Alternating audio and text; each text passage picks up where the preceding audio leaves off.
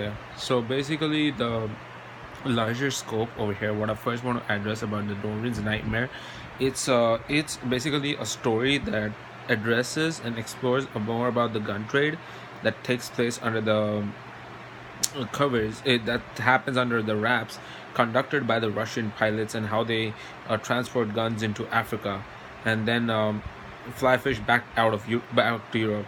So these hazards and consequences of these trades are basically being shown and projected right here, including the pan African violence propagated by a constant flow of weapons into the continent. So, if it is survival of the fittest, I would say, world, as Darwin concludes, then the capitalist interests that fund the guns and runners are climbing the revolutionary ladder, basically on the backs of these Africans, in the Stark of Darwinian's example.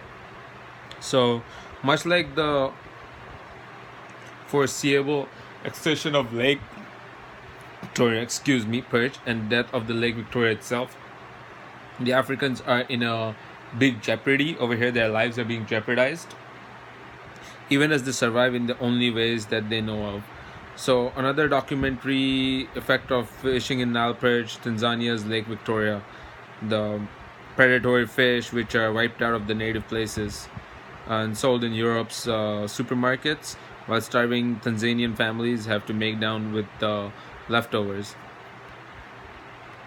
Another problem that I can relate to this same theory is of the tensions and upset relationships for the last 70 years between my home own country, which is India, and Pakistan. At one point of time, before the formal government took place in 1947, that's when these countries became separated, and due to the British rule, which was divide and rule, which was the British's idea to separate the two countries, and which have had a big long-term plan, due to which these first world countries like United States and China and the UK are making big money off of this big monopolized war, I would say.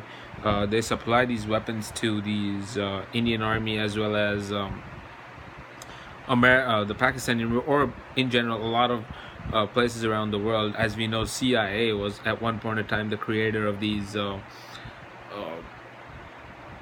the Osama bin Laden, as well as all these terrorist organizations, and how this political game had a good plan in the long term. So another example would be of India and Pakistan after 1947 partition. We have been fighting four wars, counting 1947, 1961, or I would say 69, 1971, and 1999. And unofficially, we have just been border ceasefires, crossovers, terrorist attacks, plane hijacks. All these kinds of things have been conducted by the ISI, which is Pakistani's Inter-Services Intelligence Agency. And the corruption of these mentality of these governments and the people in those countries, which are more money minded, have resulted it into lives of common man suffering. And nobody would want to generally invest in a war based economy if it's in a country which takes out a lot of the taxpayers money.